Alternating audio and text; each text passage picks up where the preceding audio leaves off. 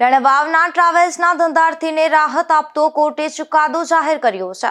જેમાં લોન આપનાર કંપનીની ભૂલને કારણે લોનના 25 લાખ રૂપિયાની માફી આપતો હુકમ કર્યો છે। પોરબંદર જિલ્લામાં રણવાવ ખાતે આવેલ જયદીપ ટ્રાવેલ્સના ધંધાર્થીએ બસની ખરીદી માટે મદ્રાસની ડેમલેર ફાઇનાન્શિયલ સર્વિસ પ્રાઇવેટ લિમિટેડ નામની કંપનીની ₹22 લાખની લોન લીધેલ હતી, જેના હપ્તા નબળી પરિસ્થિતિ અને સ્થિતિ સંજોગોના કારણે સમયસર નહીં ભરી શકાતા કંપનીએ સ્થાનિક કોર્ટમાં લેણની રકમની વસૂલાતનો દાવો દાખલ કર્યો હતો, જે કોર્ટે મંજૂર કરી ₹25 લાખ ચૂકવવા હુકમ ફરમાવેલ હતો, જે વાસ્તવિક પરિસ્થિતિ મુજબ નાના ધંધાર્થીને મોટી રકમ ભરપાઈ કરવી શક્ય ન જણાતા તેઓએ પોતાના એડવોકેટ વિજયકુમાર પંડ્યા મારફતે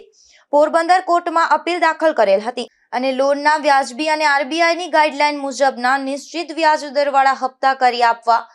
તેમજ મોટા ભાગની લોનની રકમ ભરપાઈ થઈ ગયેલ હોવા છતાં મોટી ગણતરી માંડી દાવો મંજૂર કરાવી દીધેલ હોવાની રજૂઆત કરી હતી। વકીલ વિજયકુમાર પંડ્યાએ સંસ્થા વતી પોરબંદર કોર્ટમાં ક્યારેય કોઈ હાજર રહેલ ન હોય કે રજૂઆત કરેલ ન હોવાનું જણાવી માત્ર એનકેન પ્રકારે પૈસા પડાવવાનો એકમાત્ર ઈરાદો સ્પષ્ટ થતો હોવાની ધારદાર રજૂઆત કરી હતી, જેને લઈને પોરબંદર કોર્ટે કંપનીને લેણની રકમના દાવા સામેની અપીલ મંજૂર કરી સંસ્થાનો દાવો નામંજૂર કર્યો હતો। પોરબંદરથી હું વકીલ વિજય પંડ્યા તાજેતરમાં ચેન્નઈ મદ્રાસની એક ડેમલેર કંપની છે ફાઇનાન્સ, એમણે લોન આપી અને 25 લાખ રૂપિયાનું લેણું હતું, જે રાણાવના ટ્રાવેલ્સ સંચાલક જયદીપ ટ્રાવેલ્સના રામભાઈ ખિસ્તરિયા વગેરે 3 જણા હતા। કેસ દાખલ કરીને વયા ગયા, કોઈ દિવસ કોર્ટમાં દેખાણા નહીં।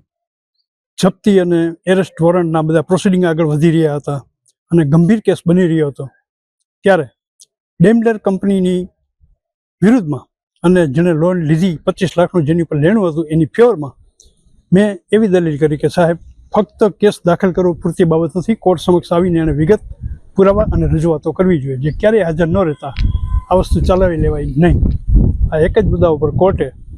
25 લાખનો દાવો કાઢી નાખ્યો છે। બીજા રાજ્યની કંપનીઓ દ્વારા ગુજરાતમાં આવી અને પોતાના ધંધાકીય વિકાસના હેતુસર લોકોને અલગ અલગ પ્રકારે સકંજામાં લઈ અને નફો મેળવે છે અને હાલના સમયમાં સામાન્ય નાગરિકની આર્થિક પરિસ્થિતિ કથળતી જતી હોવા છતાં પોતાનો નાણાકીય હિત સિદ્ધ કરી લે છે, જેમાં પ્રાઇવેટ સંસ્થા ખોટા પ્રચાર પ્રસાર કરી અને લોનની મોહજાળમાં ફસાવી લોકોને ખંખેરતા અચકાતી નથી। જેમાં પ્રાઇવેટ સંસ્થા ખોટા પ્રચાર પ્રસાર કરી અને લોનની મોહજાળમાં ફસાવી લોકોને ખંખેરતા અચકાતી નથી, ત્યારે આવા કિસ્સાઓ બને છે।